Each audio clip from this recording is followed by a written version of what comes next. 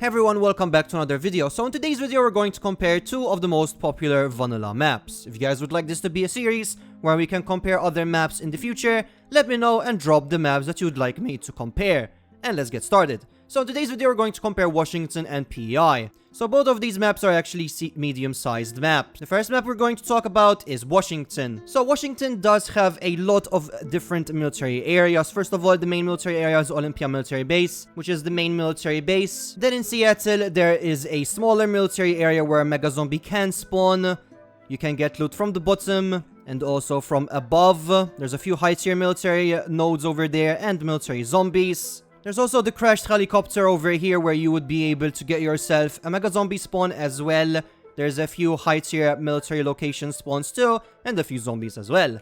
But that's not all. Around the map there are also a bunch of convoys, including the marks that I'm going to show you, which is up here, over here next to Kent Raceway, and down here as well, and between Kamano Campground and Puget Sound. All of these locations that I just showed you, they each of them have their own vehicle spawns as well when it comes to military, including tanks. As for Washington, there's also a few ranger areas. The main ranger area that we have is obviously Heritage Valley, where you can get raiding gear, including rocket launchers, Metamorases, and a lot more. And there's also Puget Sound, which is next to the submarine, which is all the way over here, where you can get more ranger items. In Seattle, there's also the bank, where over here, inside the prison cell, ranger items can spawn, but it is mainly where you can get ranger items. Then there's also Scorpion 7. From Scorpion 7, you are able to get yourself more guns. There's also a military spawn over here, and you can get yourself Shadow Stalkers. In this map, there is also a very small dead zone where you can get Scorpion 7 loot, just rails, vipers, vitamins, and a lot more, and you just require a gas mask for this. This map does have a lot of cities as well, the main city being Seattle. Then there's Everett and Tacoma. And we cannot also forget Paradise Point, which is a mixture of civilian, construction, and military. From here you can get basically every single item that you would need. Except that not a lot of zombies for military do spawn here. But over here we have ourselves a high tier military location, and inside you can also get yourself a bunch of guns. This map also have a variety of farms. It has 3 farms, which are Arlington, Shelton, and Kennewick Farm, each of them having the same loot. Some of the most common guns that you can get from Washington include the Heartbreaker, the Zubeknakov, the Peacemaker, and the Sabertooth. Obviously then there's pistols, but those 4 that I just mentioned are the main guns that you can get.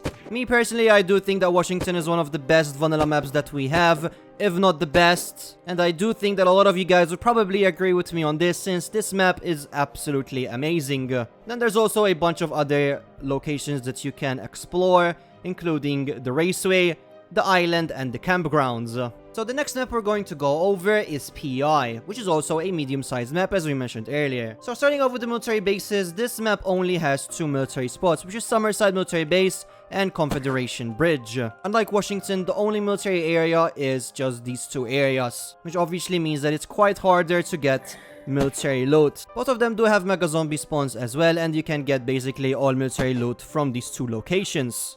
This map's ranger zone is the Holman Isle, where over here you can get every single ranger item.